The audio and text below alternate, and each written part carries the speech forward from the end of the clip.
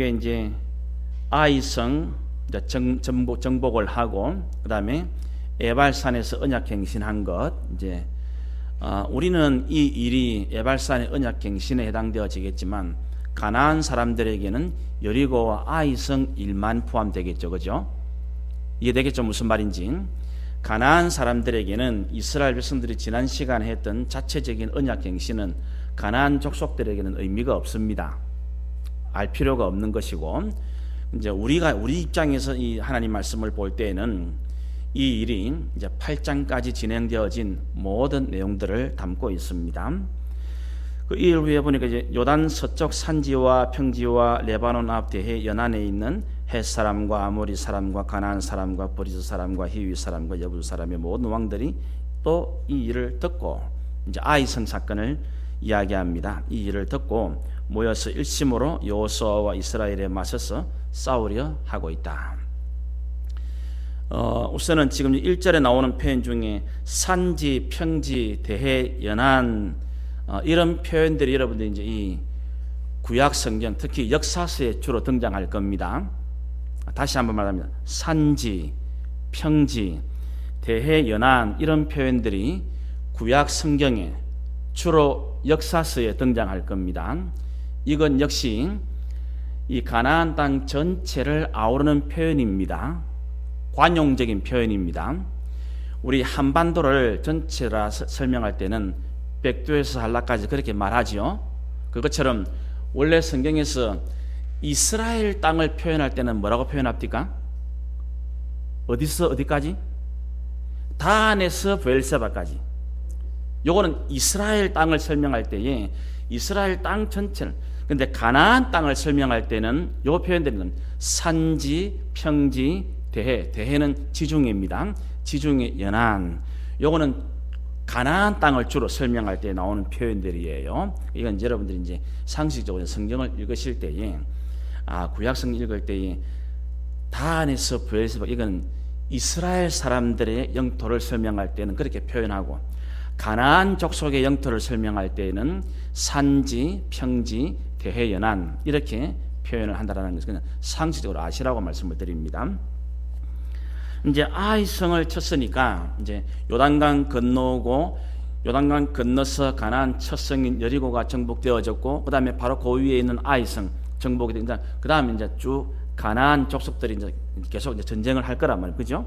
그러니까 이제 지금까지는 이제 여리고 성, 아이성 이렇게 작은 개별 성읍을 상대로 여호수아와 이스라엘 백성들이 전쟁을 치러왔다면, 오늘부터는 드디어 이제 연합군을 상대로 하는 본격적인 가나안 전쟁이 시작되는 것을 우리에게 알려주고 있는 겁니다. 지금부터는 이제 9장, 10장, 11장에는 이제 본격적인 가나안 정복 전쟁이 펼쳐집니다. 실제적으로 앞에는 전쟁을 했지만은 이건 아주 국지적인, 주로 여리고 성, 아이성 그 성읍을 중심으로 전쟁이 되어졌다면, 이제는 그야말로 이제 가나안 족속과의 연합 전쟁을 이제 본격적으로 시작하는 것이 9장부터 펼쳐진다, 그렇게 되어 있습니다. 그래서 이제 1절에 소개된 이 사람들이 이제 맞서서 싸우려고 2절에 이제 함께 모였다, 그렇게 되어 있습니다. 그런데 3절에 보니까 기본 주민들은 여호수아가 여리고와 아이에게 행한 일을 듣고, 4절에 보니까 꾀를 내어서 사신의 모양을 꾸며서 그들에게 찾아가서 화친을, 조약을 맺읍시다. 오늘 설교의 제목 한번 펴주세요. 설교의 제목, 앞에 제목 한번 펴주세요. 오늘 설교의 제목을 제가 뭐라고 정했냐면 기본 주민들과 이스라엘 이렇게 지금 잡아놨는데, 오늘은 우리가 기본 주민들의 입장에서도 우리가 성경적으로 배워야 할 내용들이 무엇인가를 짚어보고, 그 다음에 이스라엘, 여호수아와 이스라엘 사람들의 입장에서도 지금 오늘 이제 이 9장은 여호수아와 이스라엘 백성들이 기본 주민들과 조약, 화친 조약을 맺는 것은 아이성 1차 전쟁과 더불어서 가나안 전쟁의 두 가지 실수에 해당되어집니다. 아시겠죠? 무슨 말인지. 아이성 1차 전쟁, 그 다음에 오늘, 그래서 이 두 가지의 공통점이 이제 나중에 나올 거란 말입니다.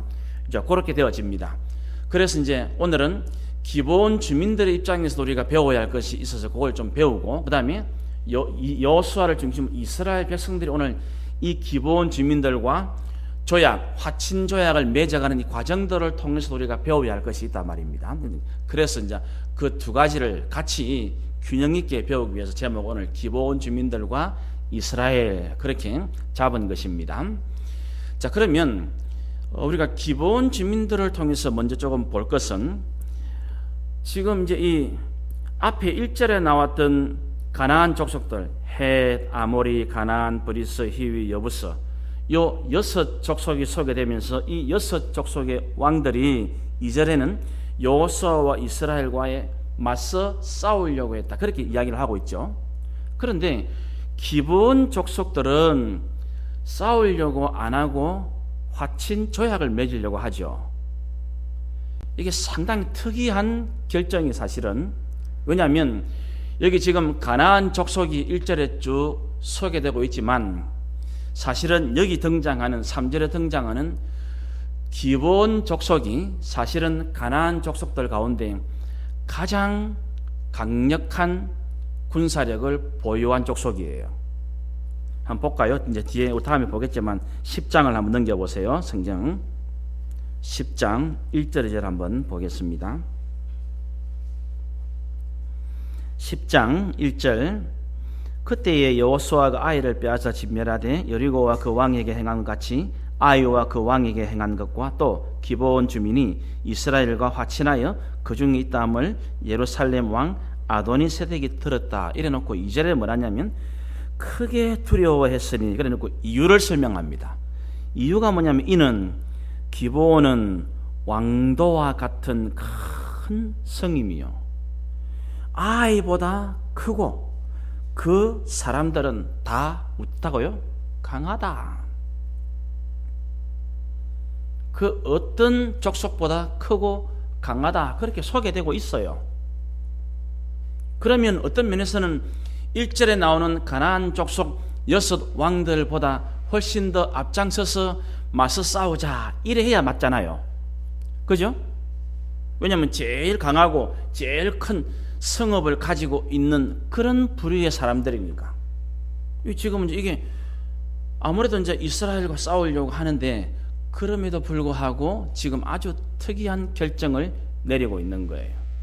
그래서 우리가 이제 이런 장면들, 분명히 성경에서 이 기브온 족속은 훨씬 큰 성이고 훨씬 강한 사람들이라고 분명히 소개하고 있는데, 연합군을 형성해 가지고 이스라엘과 전쟁하는데 나서지 않고 도리어 화친 조약을 맺자는 특이한 결정을 내리는 장면이 우리에게 첫 번째로 아주 궁금한 도전을 주고 있는 거예요.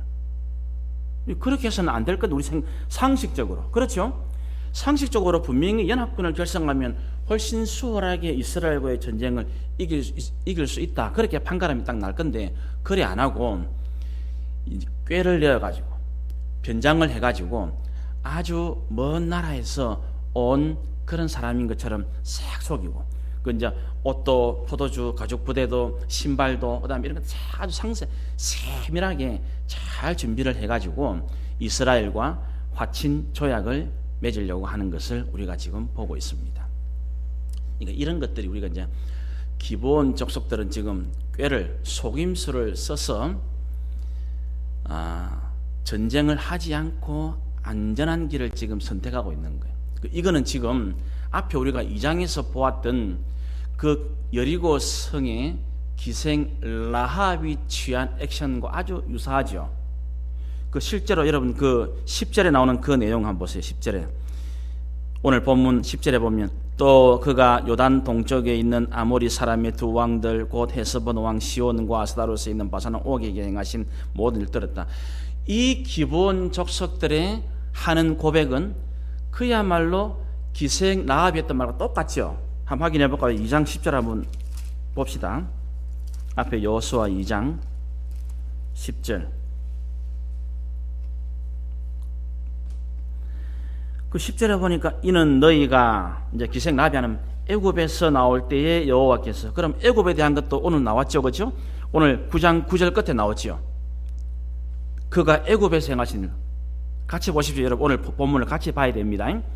오늘 9절에도 끝에도 보니까 애굽에서 라합도 딱 그 이야기를 하고 2장 10절에 그래 놓고는 애굽에서 나올 때에 여호와께서 너희 앞에서 홍해 물을 마르게 하신 일과 이래 놓고 너희가 요단 저쪽에 있는 아모리 사람의 두 왕 시혼과 옥에게 행한 일 곧 그들을 전멸시킨 일을 우리가 들었다. 똑같죠 내용이.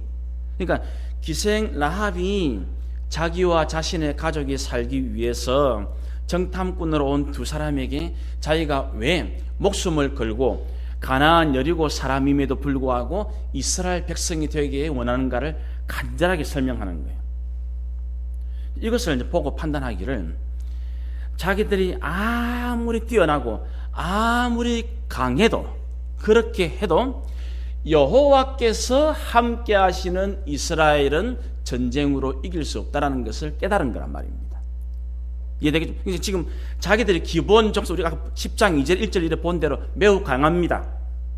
여리고 성은 가나안 땅의 첫 성이지만 가장 큰 성이었죠. 그거를 똑같이 고백을 하고 있는 거예요. 그러니까 아무리 강하고 아무리 잘나고 아무리 똑똑하고 아무리 모든 것을 가지고 큰 존재라 할지라도 이스라엘에게 하나님 여호와께서 함께 하시는 싸움은 전쟁은 절대로 이길 수 없구나 하는 것을 기본 족속도 들은 것이란 말입니다. 그래서 바로 이런 결정을 내리고 있는 거예요. 이것이 이제 우리에게 이 기본 족속들이 보여주는 아주 중요한 내용입니다. 이런 것들은 이제 우리가 전도해야 될 그런 가족들에게도 아주 중요한 메시지를 던져주는 거죠. 기본 족속은 분명히 가나안 족속들 어느 성보다 큰 성이요 어느 족속보다 강한 족속이지만 그들은 살 길을 위해서 자기들이 강하고 자기들이 크고 자기들이 놀라운 족속임에도 불구하고 하나님이 함께 하시는 이스라엘 밑으로 자기들은 이제 종이 된다고 이야기합니다. 우리는 여러분들의 종입니다라는 고백이 지금 8절 11절에 두 번 등장해요. 놀라운 결정을 합니다. 이것이 이제 우리가 딱 배워야 할 중요한 내용 가운데 하나입니다. 그러면서 자기들이 살기 위해서 지금 이제 이 처음 딱 와가지고 화친을 맺으러 왔으면 조약을 맺읍시다라고 왔지만은 그 금방 그럼 그래 합시다 그렇게 안 하죠, 그죠?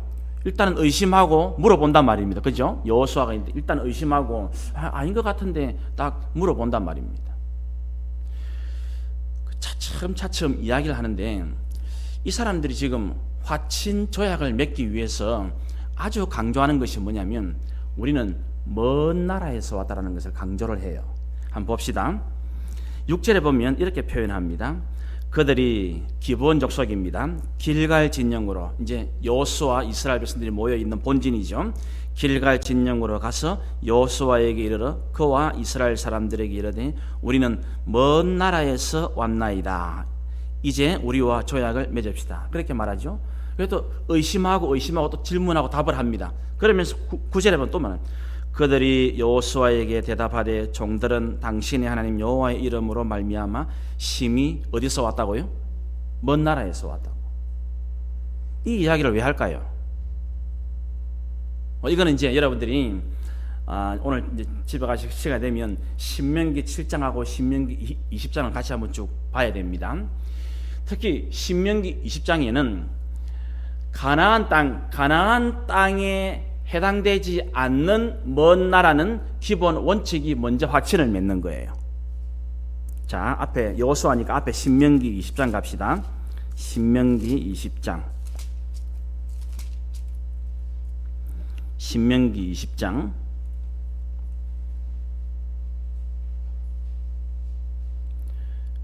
신명기 20장 찾으셨습니까? 10절 말씀부터 제가 보겠습니다. 거기 보시면 네가 이거는 이제 모세에게 하는 이야기입니다. 그렇죠? 모세를 통해서 이스라엘 백성들이 신명기니까 하나님이 모세를 통해서 이스라엘 백성들에게 말씀하시는 겁니다. 신명기 20장 10절에 네가 어떤 성읍으로 나아가서 치리할 때에는 그 성읍에 먼저 뭘 선언하라고요? 화평을 선언하라.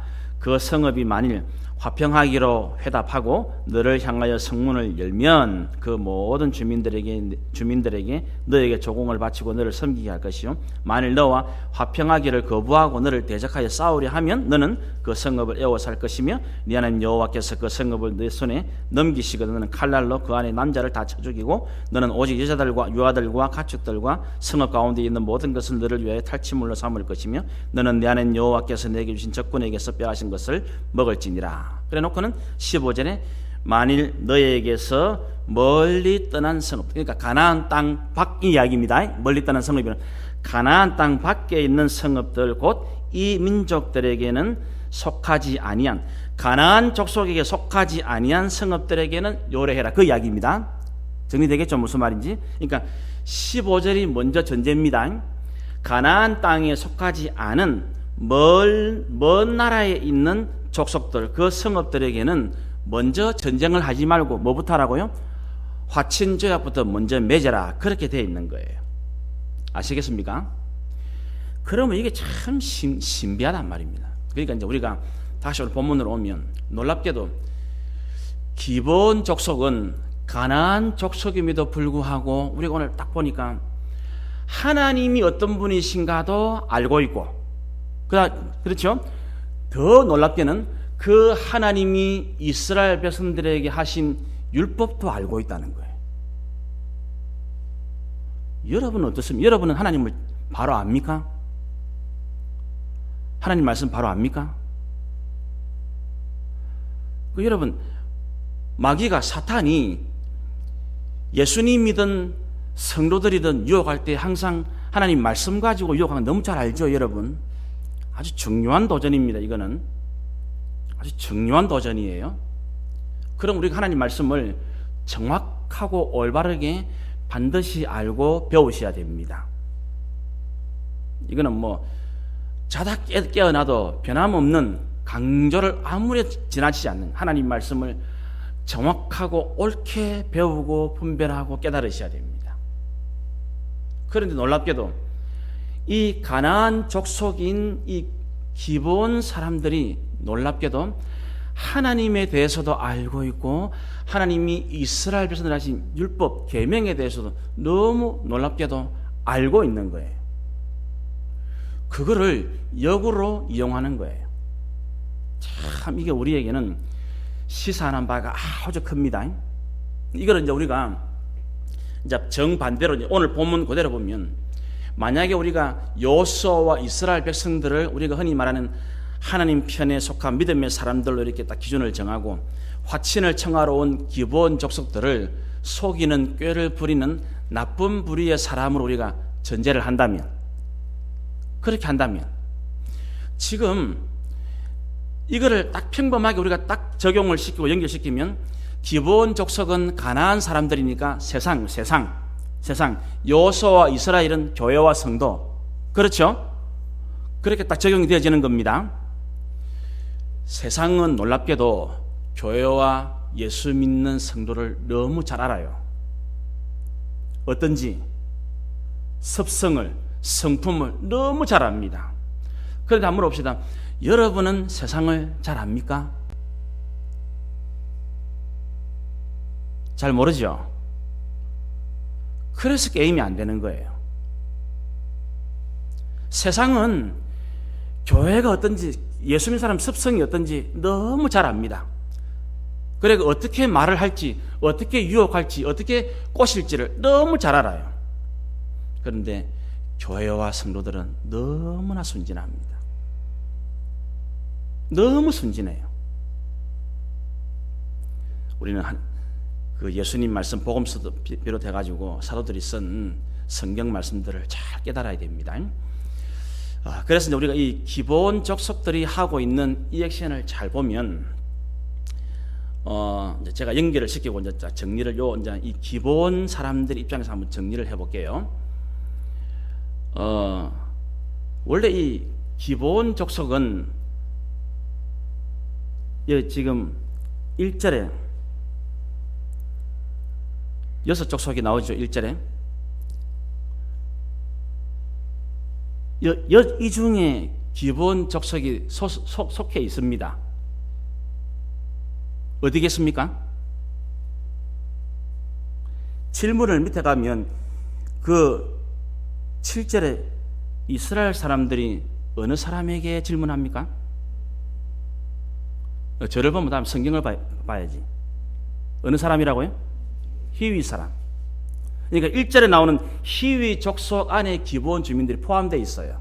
그러니까 7절에 아무래도 히위 사람 같은데 그렇게 지금 묻는 거거든요. 이스라엘 사람 딱 보니까 대충 알겠거든. 이거 여러분 11장 가보세요. 11장 뒤에 넘겨서 11장 19절에는 이제 명확하게 그 설명이 나오죠. 여호수아 11장 19절에는 딱 명확하게 설명, 기본 주민 히위 족속 딱 그래 나오죠. 그래 딱 써놨죠. 이제 아예. 그러니까 이제 여러분들이 성경을 보면 이제 이게 연결이 그렇게 잘 돼야 됩니다. 우리 기본 주민 이거는 다른 사람이 아니고 1절에 나오던 그 히위 족속이에요. 그러니까 그걸 알고 이스라엘 사람들이 아무리 봐도 히위 사람 멀리서 왔다 하는데 가나안 사람 아니라 그러는데 아무리 봐도 가나안 족속인 것 같거든. 아시겠죠? 무슨 말인지? 우리는 왜 보면 경상도 사람들은 아무리 저는 서울에서 와서 여기도 표가 납니까 안 납니까? 그거 못 속여요. 제 지금 둘째 누나 식구들이 지금 서울에 간 지가 몇십 년 됐는데 몇십 년. 조카들도 서울말 못해요. 잘. 별 수 있습니까? 아무리 서울 가서 엄마 문 좀 깨라주세요. 그래밖에 안 되거든 이게. 그러니까 전라도 사람은 아무리 숨기려고 해봤자 억양이 표가 난단 말입니다. 근데 감출 수가 없어요. 딱 말해보면 표가 나는데 가나안 족속이 아니기는 뭐가 아니라 딱 이스라엘 사람 들어봐도 이게 지금 히위 족속 딱 맞는데 이게 이제 중요한 거예요.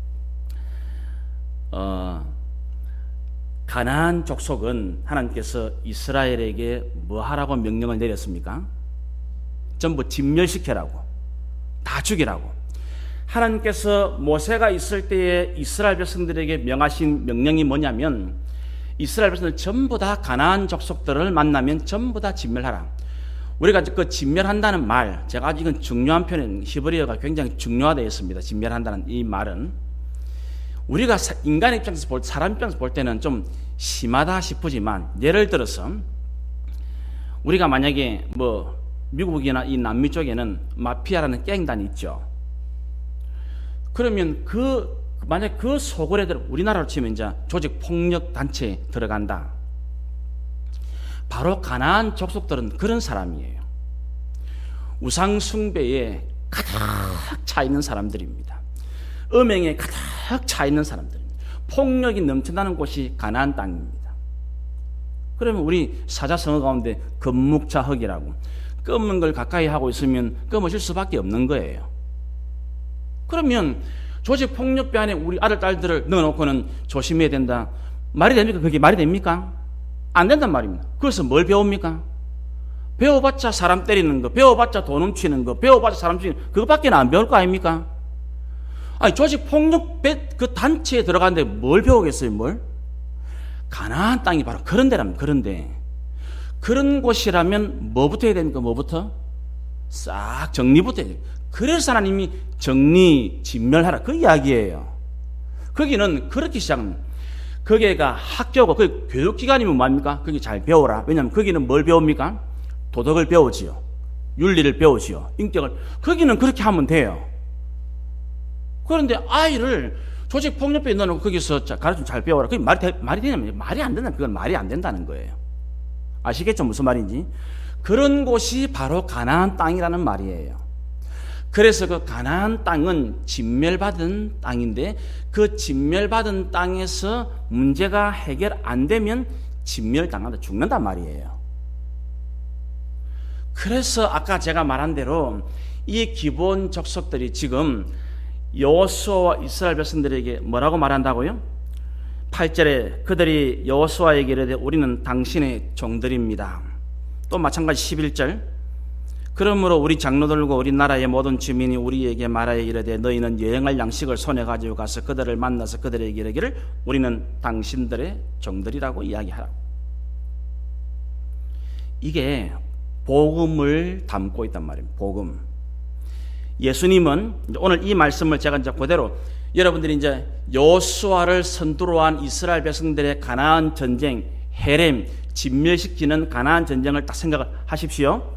그리고 이걸 예수님에게, 복음에게 연결시켜 보십시오. 복음에. 예수님은 죄와 사단을 진멸하려 오신 분이죠. 정리됐죠? 무슨 말인지. 그 죄와 사단의 아래 그 종 그대로 있으면 멸망당한단 말입니다. 멸망당함. 그러면 사단과 죄 아래 팔린 영혼이 살 길은 뭡니까? 예수님의 종이 되는 그 길밖에 없단 말입니다. 그거를 보여주고 있는, 지금 그 장면을 보여주고 있는 거란 말이에요. 기본 족속들이 지금 여호수아와 이스라엘, 우리가 바로 당신들이 섬기는 그 하나님의 종이 되겠습니다. 이게 살 길이라는 것을 우리에게 일러주고 있는 거란 말이에요. 그래서 우리가 지금 새벽에도 계속 말씀을, 성경은, 구약은 어디를 우리가 말씀을 묵상하든지 예수 그리스도와 그분의 복음으로 연결이 되어진다 그랬죠. 그렇게 되어지는 것입니다. 그래서 요거는 이제 제가 아까 우리가 우리 가족들 중에 또 우리 친구들, 이웃들 중에 전도할 사람 꼭 마찬가지입니다. 그러니까 저나 여러분들이 정말로 이 성경에 기록되어 있는 하나님께서 저와 여러분을 통해서 이 시대에 요단을 건너게 하고 출애굽의 10가지 재앙을 경험하게 하고 요단강을 건너게 하고 여리고 아이성을 이런 경험들이 우리에게 왜 중요하냐? 그거를 보고 그거를 듣고 있는 똑똑하고 잘나고 강한 내 남편, 내 형제, 내 친구, 내 이웃들이 예수 그리스도의 종으로 돌아올 수 있는 기회가 주어지기 때문에 중요하다는 거란 말입니다.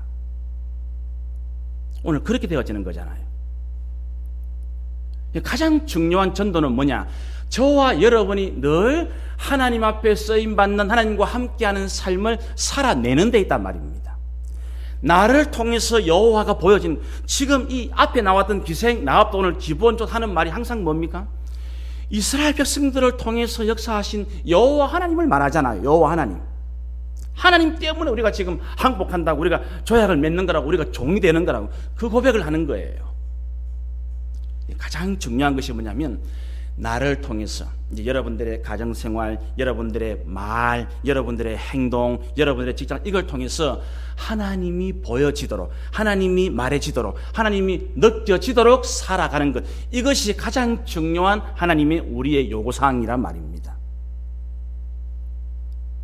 그래 될 때에 그렇게 잘난 기본 주민 같은 내 가족들이, 그렇게 강하고 똑똑한 척하는 내 직장 동료들이, 내 사업 상대가 나를 통해서 보여진 예수 그리스도, 그분의 십자가의 은혜와 사랑을 마침내 언젠가는 보고 항복하고 예수님과 화친을 맺고 예수 그리스도의 종이 되는 구원의 역사가 일어나게 되어질 거란 말입니다.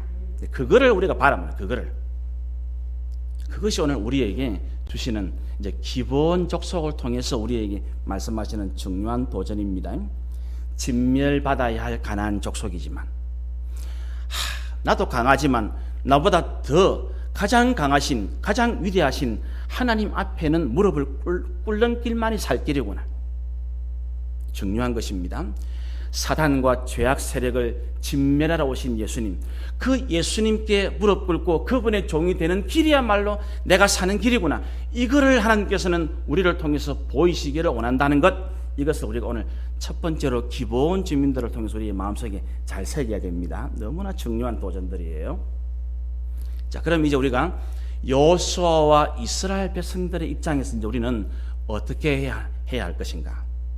오늘 이제 기본 주민들과 조약, 화친 조약을 맺는 것은 큰 실수라고 분명히 다음 주에 볼 거지만, 이 기본 주민들의 실체를 아는 데는 사흘밖에 안 걸려요. 눈으로 한번 살보세요. 눈으로.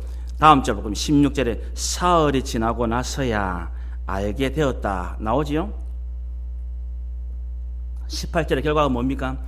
원망 가득했다. 19절에는 어찌할 줄 모릅니다. 못 건드립니다. 조약을 맺은 다음에는 마음대로 하지도 못해요. 자, 오늘 다음 주 자세히 우리 보고, 자, 그럼 이제 우리가 오늘 여호수아와 이스라엘 백성들의 입장에서 이제 조약을 화친을 맺으러 온 이 기브온 주민들을 상대하는 것들 우리가 한번 잘 살핍시다. 우리가 첫 번째로 우리가 신앙생활 할 때에 항상 끝까지 주의하고 경계하는 자세를 늦추지 말아야 됩니다. 참 중요합니다. 한번 봅시다.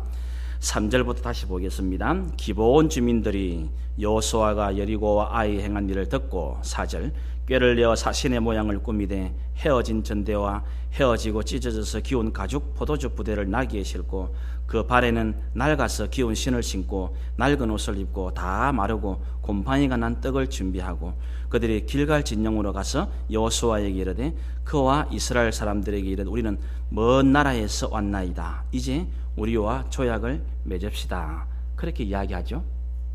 자, 그런데 이렇게 될 때에 처음에는 아까 우리가 본 대로 딱 의심을 하고 경계를 합니다. 7절이죠. 이스라엘 사람들이 히위 사람 눈치를 챈 거예요. 멀리서 왔다니 우리가 아무리 봐도 히위 사람인데 기브온 사람인데 그죠? 히위 사람에게 이르되 너희는 우리 가운데 거주하는 사람 같은데 분명히 말합니다. 그죠? 의심을 합니다. 우리가 그렇게 느껴지는데 어떻게 너희와 조약을 맺을 수 있느냐? 우리는 이런 장면을 통해서 만약에 여호수아와 이스라엘 백성들이 끝까지 경계하고 더 주의를 기울이는 것을 놓지 않았더라면, 방심하지 않았더라면 이것은 막아낼 수가 있었을 거예요. 여러분 생각을 한번 잘 해보세요.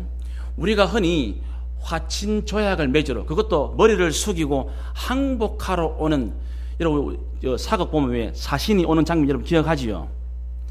이렇게 옵디까? 잘 해가 옵디까? 잘 해가 오거든. 이리 안 오거든요. 왜냐하면 지금 항복하러 오면 제일 좋은 것을 준비해 가지고 제일 좋은 환경을 만들어 가지고 그 머리를 조아림을 받는 상대가 기분 좋도록 해야 안 되겠습니까? 그건 상식이거든. 그러면 적어도 멀리서 오면 어느 정도 먼 거리를 올 때에 우리가 도착했을 때에는 그 사신단으로서 갈아입을 옷 준비하는 거 상식 아니겠습니까?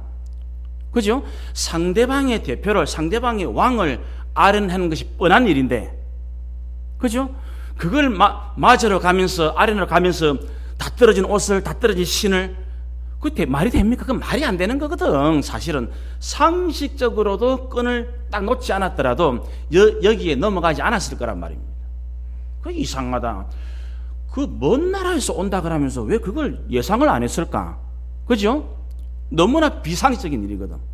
먼 나라에서 오면 당연히 다 왔을 때에 옷이 찢어질 가능성도 있고 옷이 더러워질 때, 그럼 그때는 갈아입을 옷이 필요하거나 예상을 누구라도 할 수 있는 상식이거든. 그죠? 그러면 상대방의 대표가 우리를 맞이할 때 우리가 참 준비를 잘해온 것처럼, 정성을 들인 것처럼 보이는 것, 너무나 당연한 상식이거든. 그런데 불쌍한 척, 그죠? 가난한 척, 힘이 없는 척 하는 기브온 족속들의 연기에 넘어가는 거예요. 참 중요한 겁니다. 참 중요한 겁니다. 그러면서 특별히 여기에는 인간적인 면이 매우 중요하게 작동하는 거 우리가 딱 보게 되어집니다. 아까 봤던 거 제일 중요한 표현들 가운데 하나, 8절에 보니까 그들이 여호수아에게 이르되 우리는 당신의 종들이니이다 하며 여호수아 그들에게 묻되 너희는 누구며 어디서 왔느냐. 그 9절의 이야기 또 하고 10절을 다 봤죠. 아까 분들이 11절 끝에도 말이죠. 11절 끝에도 우리는 당신들의 종들이니 이제 우리와 조약을 맺읍시다. 이스라엘은 지금까지 애굽에 400년, 광야 40년, 가나안 들어와가지고 1년 동안 단 한 번도 이런 대우를, 이런 소리를, 이런 고백을 들어본 적이 없습니다. 냉대를 받았지, 종이 되었었지, 환대를 받아본 적이 없고 누구에게 우리가 종입니다 하면서 이렇게 높임을 받아본 역사가 없습니다. 그렇죠? 애굽의 400년을 종살이 했습니다. 종살이. 여러분, 우리가 흔히 트라우마라고 이야기하죠. 우리가 일제에 겨우 30 몇 년 그렇게 나라를 빼앗겨도 아직까지도 그 트라우마가 남아있는데 400년 동안 종살이 했습니다. 그런데 누가 싹 와가지고 당신은 너무나 귀한 분입니다. 우리가 종이면 종이지 당신이 무슨 종이란 말입니까? 끄뻑 넘어가는 거 쉽게 말해서. 당신이 너무 잘생겼습니다. 당신이 너무 예쁩니다. 당신은 너무 핸섬하고 너무 똑똑합니다. 당신은 너무 대단합니다. 그런 소리에 안 넘어갈 사람 누가 있겠습니까? 그렇죠? 잘났다 그러는데, 대단하다 그러는데, 똑똑하다 그러는데 거기에 안 넘어갈 사람이 누가 있겠습니까? 여러분, 이런 일들이 왜 생기겠습니까? 바로 인간적인 면. 이스라엘은 지금까지 광야 40년 가나안 정복 전쟁을 하고 있는 중이지만 어느 하고도 비교할 수 없이 외톨이입니다. 그렇죠? 딱 자기들 뿐입니다. 여러분, 외로움이라는 질병 아시죠? 인간에게 가장 위험한 병이에요. 그것 때문에 죽는 게 바로 고독사죠. 고독사, 외로움 때문에 죽는 것. 그 외로움 때문에 우울증이 생기는 거거든. 요거를 파고드는 거예요. 여러분, 그 사탄이 그 여자를 딱 노릴 때에 그 여자가 딱 먼저 혼자 있을 때 딱 노리는 거란 말입니다. 하와가 먼저 동산에 혼자 와 있을 때 노리는 거란 말이에요. 그거를 우리가 눈치를 채야 돼요. 예수님에게 시험할 때 언제입니까? 예수님 혼자 40일 동안 기도하시고 굶주렸을 때 외로울 때 찾아온다고요, 마귀가. 여러분, 지금 신천지는 아예 통영에서도 공개적으로 한산신문을 비롯해가지고 여러 신문에 지금 신천지 강좌를 공개적으로 홍보를 해요. 지금 교회는 지금 일주일에 몇 번씩 유인물이 와요. 바로 쓰레기 다시 넣지만 이제는 아예 막 내놓고 이야기 내놓고. 작년에 코로나 딱 처음 터뜨린 장본인들이죠, 신천지가. 이제는 아예 뭐 그것 때문에 간이 배 밖에 나왔다고요. 지금 이제는 뭐 대놓고 지금 돈을 얼마나 뿌린 줄 압니까? 모든 동네마다 신천지 교회들은 전부 다 선행을 다 행하래. 어려운 사람 도와주고, 독거노인 도와주고, 어린이들 도와주고. 왜냐? 여러분, 우리가 알다시피 저희 부모님도 다 그렇지만은 어른들이 뭐 때문에 텔레 보는 거 좋아하고 어디 그 얄궂은 그 떠돌이 장사꾼 왜 좋아합니까? 외로우니까. 외로우니까 말동무를 원하는 거거든. 외로우니까 요양사라도 우리 집에 오라고 원하는 거거든. 마귀는 그걸 노리고 있는 거예요. 내가 아무리 믿음으로 살고 내가 아무리 신앙적으로 산다 하지만은 그래도 외로움을 느낄 때 인간적인 면에서 세상에 무엇인가를 조금 손잡고 싶은 그런 마음이 생길 때에 마귀는 딱 손을 내민다는 거예요. 이 소리를 들으나 봤겠습니까? 이스라엘은 지금까지 종이라는 이야기만 들어왔습니다. 그런데 세상에 생각지도 못하게 어느 누가 와가지고 자기가 종이라고 이야기하는 거 생전 처음 들어본단 말입니다. 이렇게 대접받는 거는 그러니까 이단들이 그렇게 하는 거예요. 대접을 해주는 거예요. 기분 좋게 만들어주는 거예요. 그래서 여러분, 떠돌이 장사하는 사람들이 뭐 가짜 제품, 가짜에 팔면 전부 뭐합니까? 거기 모인 노인들을 전부 기분 좋게 만들어주거든. 그래놓고 혼을 싹 빼놓고는 거기 온 모든 노인들이 미안해서 뭐라도 하나 안 팔아주면 안 되게 딱 만들어 놓잖아요. 그래가지고 10만원, 100만원, 1000만원 꺼버리거든. 그래 만드는 거예요. 마귀는 여러분들이 힘들 때를 노립니다. 여러분들이 외로울 때를 노립니다. 여러분들이 여러분, 부디 좋은 일이든 힘든 일이든 절대로 신앙생활은 혼자 하시면 안 됩니다. 어려울수록, 외로울수록 같이 기도의 제목을 나누세요. 빨리 다른 사람을 만나세요. 그리고 같이 식사하고 같이 너무나 의미 있는 시간들을 가지면서 믿음을 나누세요. 은혜를 나누세요. 말씀을 나누세요. 그렇게 안 하면 마귀가 손을 내밉니다. 이단이 손을 내밉니다. 이런 거는 우리가 너무 잘 알죠. 여러분, 왜 그 이민간 교포 2세, 3세들이 뭐 때문에 마약에, 포르노에, 섹스에, 폭력에 왜 빠집니까? 한국에서는 다 얼마나 공부를 잘합니까? 그죠? 얼마나 다 부유합니까? 근데 왜 그런 데 빠집니까? 고독하니까. 그때 누군가 나를 잘 보살펴 준다는 느낌이 왔을 때는 그 사람에게 마음을 딱 열어버리는 거거든.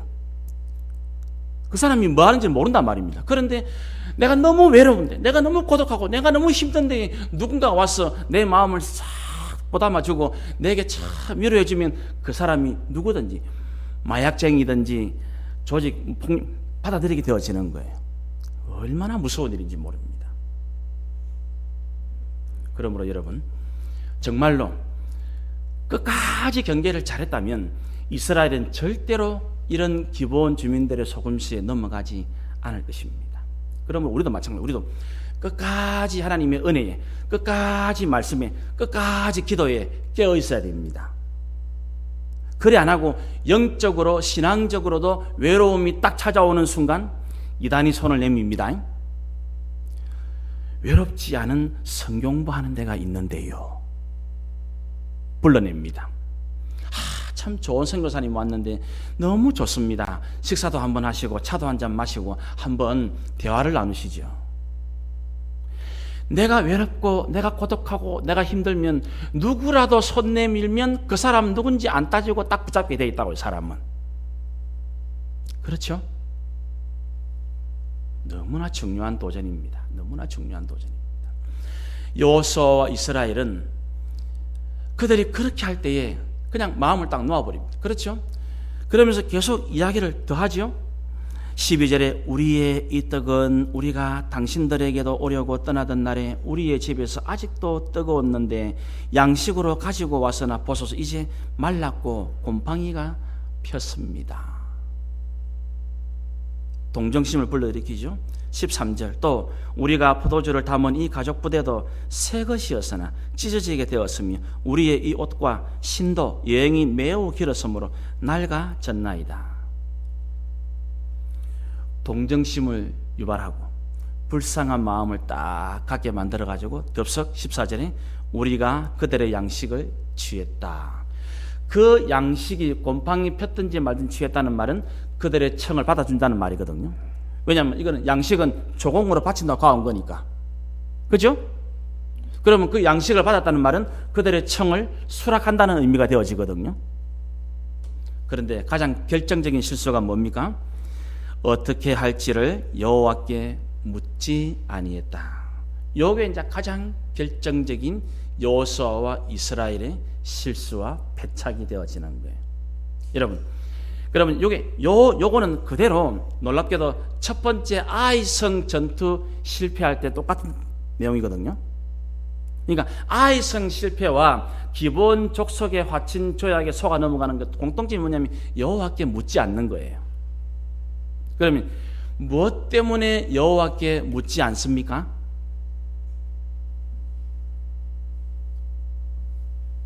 사람인 내가 뭐 있다? 자신 있다. 눈에 보이는 것, 겉으로 외적으로 판단되는 것 딱 보니까 내 경험상 내가 살아봤는데 내가 저거 아는데 나는 내 판단에서 이거는 정확하다. 여호와께 묻지 않는다는 말은 무슨 말이냐? 그 하나님의 사람이 하나님 앞에 교만하다는 증거입니다. 교만하기 때문에 누구에게 묻지 않는다고요? 여호와께 묻지 않는 거예요. 여호와께 묻지 않는다면 기도하지 않는다는 말이겠죠. 내가 자신만만하기 때문에 기도 안 하는 거예요. 여호와께 묻지 않는 겁니다. 오늘날 한국 교회도 성도들도 꼭 마찬가지입니다. 특히 코로나 2년 지나면서 한국 교회 성도들에게 가장 취약해진 것이 설교는 인터넷을 뒤져가지고 들어요. 근데 기도하지 않습니다. 교만해졌다는 이야기입니다. 한국 교회는 점점 더 기도 시간이 줄어들고 있습니다. 여러분 동의하시죠? 왜냐하면 우리들의 이야기니까. 1, 2분 눈 감고 있다고 난 다음에는 기도할 게 없답니다.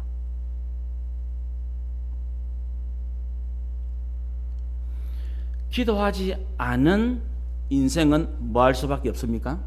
실패할 수밖에 없는 거예요. 내가, 여러분 다시 명심하십시오. 아무리 내가 경험이 많아도, 아무리 내가 지식이 많아도, 아무리 내가 처세술이 좋아도 나는 하나님 앞에 한낱 연약한 인간인 것을 잊지 마셔야 됩니다. 아무리 잘나도 우리는 인간입니다. 아무리 똑똑해도 우리는 인간입니다. 아무리 처세가 좋고 아무리 경험이 많아도 나는 인간일 뿐입니다. 그거를 잊으면 안 됩니다. 그래서 이 비행기 조종사들에게 놀랍게도 데이터를 쭉 빼보니까 비행기 조종을 오래 한 경험이 많은 파일럿이 사망사고, 추락사고가 많아요. 왜 그럴까요? 1등 비행사가 비행기 추락사고, 사망사고 제일 많아요. 답이 뭐로 나오는지 압니까? 경험이 많을수록 감을 가지고 비행을 한다는 거예요. 자기 감을 가지고. 그래서 비행조종사 훈련할 때에 교관들이 철칙으로 귀에 딱지가 않도록 강조하는, 절대로 계기판에서 눈을 떼지 마라. 계기판에서. 절대로 너 경험을 의지하지 마라. 절대로 네 경험을 의지하지 마라. 한 번 아니라 100번, 200번 간 장소라도 철저하게 계기판만 딱 봐라. 50번, 100번 비행한 곳이라고 감으로 비행하다가 너 죽고 비행기 탄 사람 다 죽는다. 어떻습니까? 신앙생활을 하면 할수록 저와 여러분은 하나님과 그분의 말씀을 더욱더 지금 의지하고 있습니까? 세월이 갈수록 내 경험과 내 감을 의지하면서 신앙생활을 하고 있습니까?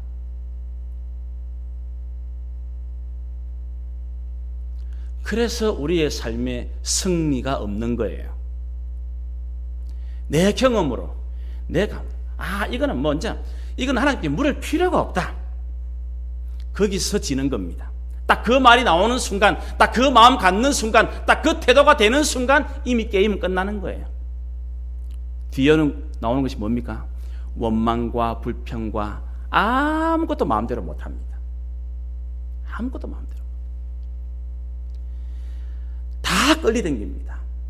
나중에 보면 나오겠지만 사사시대가 되도록까지 기브온 족속 때문에 나중에 이스라엘 백성들은 얼마나 큰 고초를 당하는지 모릅니다. 그래 되어지는 거예요. 내가 내 힘을 의지하고 내 자신만만한 결과라는 말입니다. 그러므로 이 말씀은, 오늘 이 여호수아와 이스라엘 백성 태도는 신앙생활 오래 한 우리들에게 굉장히 충격적인 도전을 주는 말이에요. 우리는 신앙생활을 적게 한 사람들이 없습니다. 여기 전부 10년, 20년, 30년, 50년, 60년 한 사람들이라고. 이때 제일 위험한 게 뭐라고요? 이거는 하나님한테 물어보나 마나 내가 압니다. 그게 교회를 망치는 길이란 말입니다. 아이고 목사님, 이거는 물어보나 마나입니다. 이거는 내가 압니다. 그게 바로 나와 우리 공동체를 망치는 길입니다. 아무리 알아도, 아무리 경험이 많아도, 아무리 뛰어나도, 아무리 내가 모든 것을 다 알고 있어도 연약한 인간인 우리가 해야 될 가장 중요한 일은 하나님 앞에 기도하며 하나님께 묻는 것입니다. 이것만이 살 길이요, 이것만이 우리가 세상에서 진정한 승리의 길로 나아가는 길이란 말입니다. 이걸 딱 붙들어야 됩니다. 이스라엘 백성들은 처음에는 의심했습니다. 그런데 인간적인 생각이 딱 들어오는 순간 방심하고 그 긴장을 늦추기 시작했습니다. 그래서 마침내 우리가 당신의 종입니다, 그 한마디에 싹 다 넘어가 버립니다. 우리는 지금 외로움의 시대라는 시대를 살고 있습니다. 점점 더 고독해집니다. 우리 다음 세대는 말할 필요 없습니다. 얼마나 외로우면 기계하고만 상대하겠어요? 어른들도 마찬가지, 전부 핸드폰에 다 빠져 있습니다. 외로움을 그렇게 해소를 하니까. 참 얼마나 우리가 오늘 이런 말씀들도 우리의 심령에 깊이 아로새겨야 하는지 모릅니다. 우리는 기본 사람들의 행동을 통해서는 우리가 그쪽 사람들에게 배워야 할 놀라운 복음의 진리가 있고, 여호수아와 이스라엘 백성들의 모습을 통해서 우리가 정말 깊이 마음에 새겨야 아주 중요한 내용들이 있습니다. 여러분들이 이 두 가지 관점을 성경적으로 잘 정리를 하십시오. 내게 제일 중요한 일이 뭐냐? 내 곁에 있는 우리 가족이라는 기본 주민들, 내 친구라는 기본 주민들, 내 형제라는 기본 주민들이 예수 그리스도의 종이 되는 가장 중요한 길은 나를 통해서 하나님이 보여지는 것이라는 것, 절대로 잊지 마십시오. 가장 중요한 것입니다.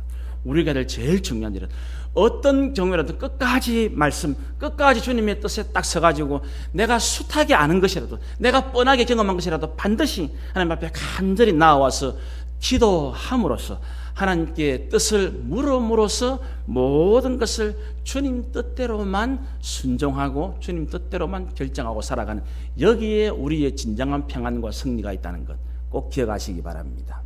기본 주민들의 귀한 도전, 여호수아와 이스라엘 백성들의 귀한 도전이 오늘 부디 이 시대를 살아가는 우리들에게도 변함없는 진리의 말씀이 꼭 되어서 우리가 올바른 믿음과 신앙의 삶을 살아가게 되시기를 주님의 이름으로 축원합니다.